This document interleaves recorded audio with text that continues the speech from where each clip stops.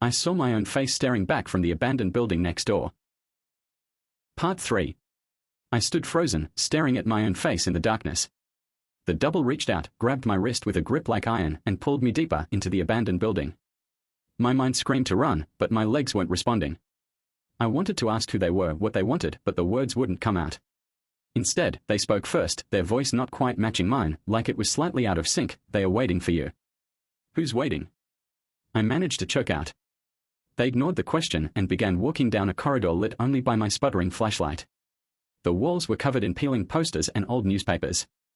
As we passed a dusty mirror, I noticed something horrifying. In the reflection, I was alone.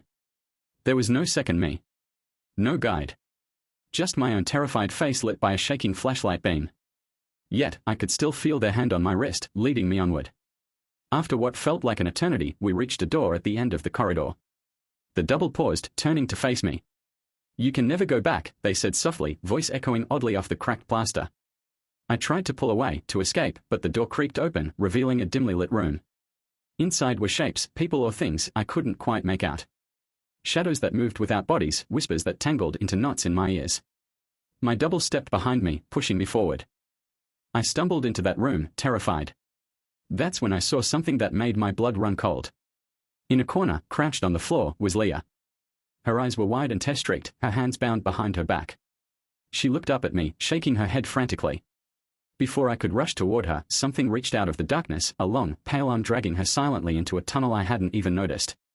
She disappeared with a muffled scream, and my double leaned in close, breathing down my neck.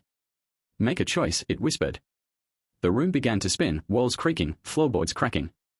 I raced toward the tunnel's mouth only to feel a hand clamp over my mouth from behind. My flashlight flickered, went out, and in that final moment of darkness I heard the voice, my voice, saying, "You're finally home." The end.